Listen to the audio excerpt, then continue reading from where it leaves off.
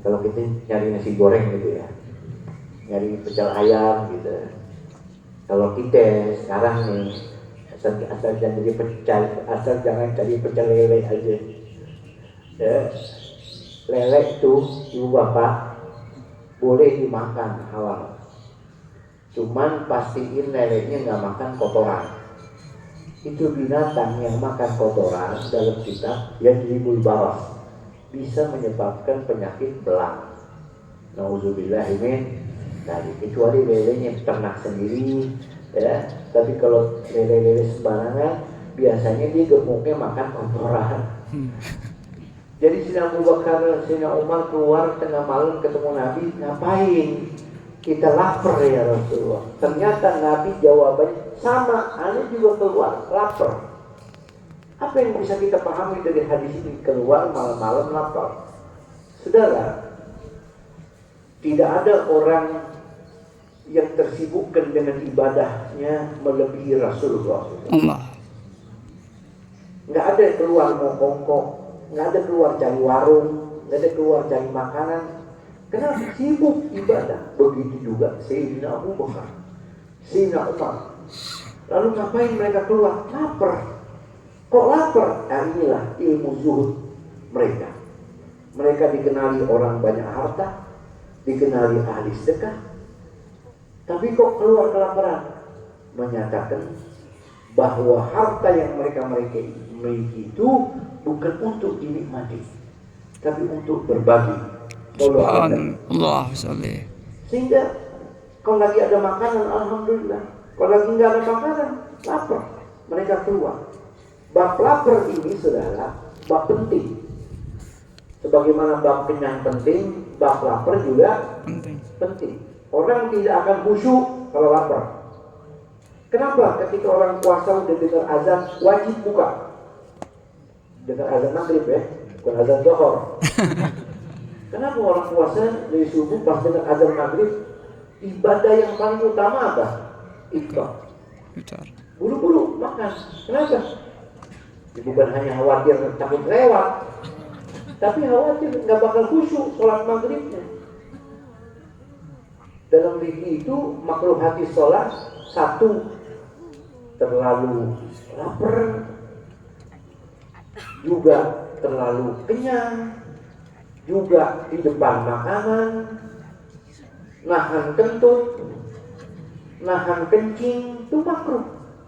Artinya mereka ini di rumah mau ibadah, mau ngaji, perutnya lapar, apa yang bisa dinikmati? La sholata bihadadid ta'am wala yudafi'uhul akhbatan. Nabi bersabda, nggak sempurna sholat seseorang di depan makanan. Makanya kalau ada makanan sama sholat, makan dulu. Jangan lagi sholat mikirin martabak. Sholat dulu. Ada keburi keluar, sholat salah itu. Makan keburi dulu, takut habis. Daripada ente lagi roti pilih warhami keburi, masih ada nggak ya keburi ya? Tuh. Jangan sholat, tidak sempurna sholat bihadati ta'am di depan makanan. Wala huwa yudadul akhbatan. Nggak sempurna sholat juga ketika seorang menahan akhbatan, al-baul wal ghaid, menahan kencing, menahan BAB, itu makruh. Kalau dalam bahasa fikihnya hakinan, hakiban, hazikon. Makruh sholat hakinan, nahan kencing. Kencing dulu baru sholat, kecuali waktu udah mepet.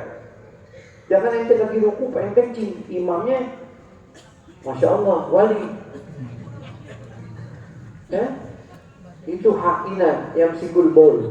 Ada lagi hakiban, yang sikul goi, perut mules, pengen BAB.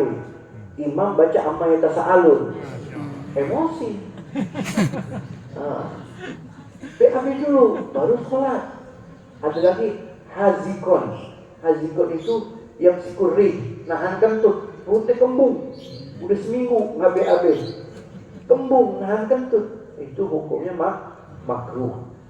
Kalau dalam Ihya ada tambahan apa tuh? As-safan, was-safat.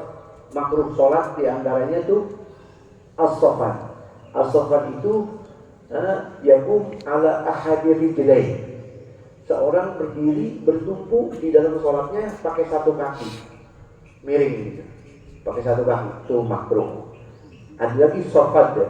Kalau sofad yaktarinu rijlain ma'an, kaki kanan kaki kiri rapat nempel.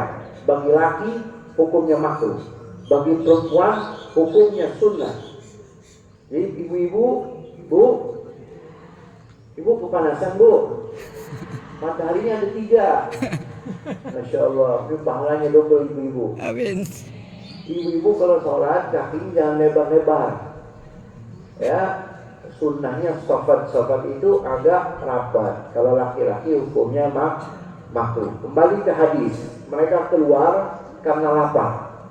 Lalu ketemu dengan Rasulullah SAW. Rasul pun lapar. Akhirnya Rasul bilang, ayo kita pergi, ayo kita jalan. Wa qaumu ma'ahu fa'ata rajulan min ansar. Saat itu Rasul tahu ada sahabat namanya Abu Haytham, Malik Abu Haytham al-Ansari. Ini ya pasti dikenali orang baik, orang dermawan. Artinya Rasul berhusnuzon ini sahabat yang ini akan menjamunya. Rasul datang di rumahnya, fa idza huwa laysa fi baiti, namun beliau tidak ada di rumahnya. Falamma ra'atul mar'ah, ketika Rasul nyampe ke rumahnya, istrinya lihat. Ini hukum. Apakah istri dibolehkan memberi izin tamu laki yang bukan mahram untuk masuk? Nah, hadis ini jadi dalil. Ini wanita yang dia lihat Rasulullah SAW. Mungkin selain Rasul muncul hukum. Kalau Rasul di sini dia persilahkan untuk masuk. Kenapa? Karena dia tahu ini utusan Allah. Qalat marhaban wa ahla. Itu perempuan pasti yang tamu yang datang Rasulullah langsung dijawab marhaban wa ahla.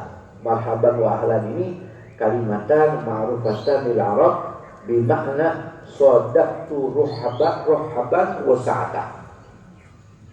Marhaban wa ahlan dua kalimat dalam bahasa Arab terkenal artinya sadaqtu ruhaban wa sa'ata.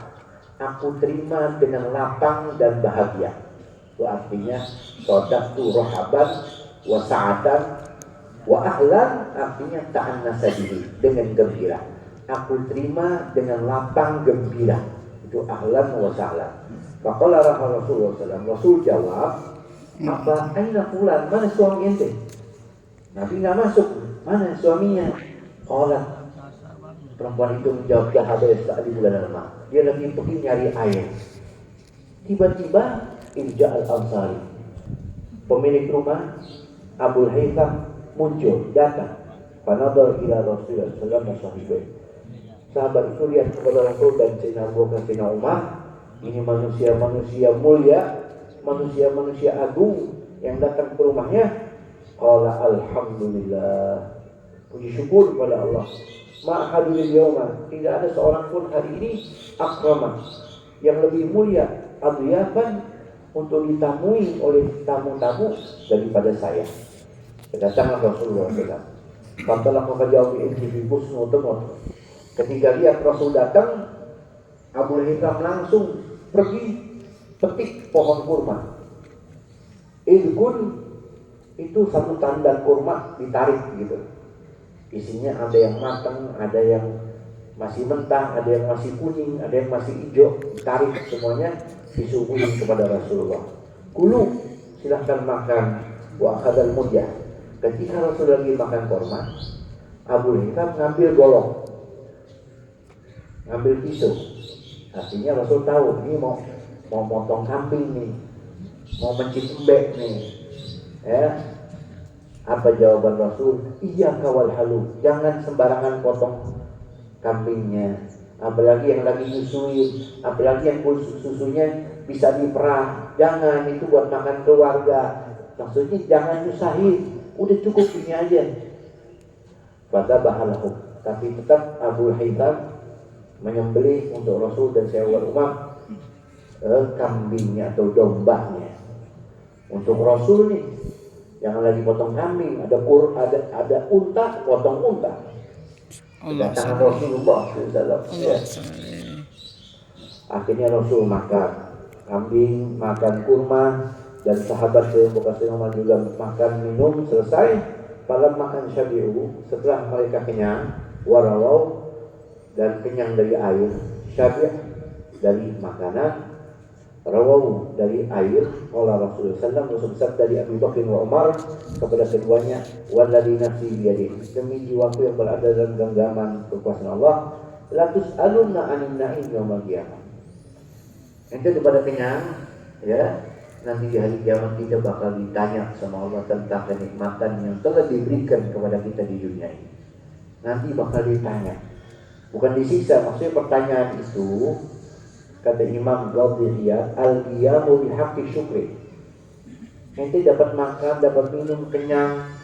Apakah kamu menegakkan hak syukur atas nikmat yang Allah kasih? Kamu kenyang, sholat enggak? Kamu kenyang, sedekah enggak? Kamu kenyang, bangun malam enggak? Kamu kenyang, pengen makan apa aja ada, baca Quran enggak? Tinggalin maksiat enggak? Itu maksudnya. Ratus aluna anin naim yaumil qiyamah. Akhrajakum min buyutikum, kalian keluar dari rumah, Allah keluarkan dalam keadaan lapar, malam tarjiu hatta asluhu hadan naim. Lalu kalian kembali, mereka sudah mendapatkan kenikmatan ini. Ya, wallahu a'lam bishawab. Saya pikir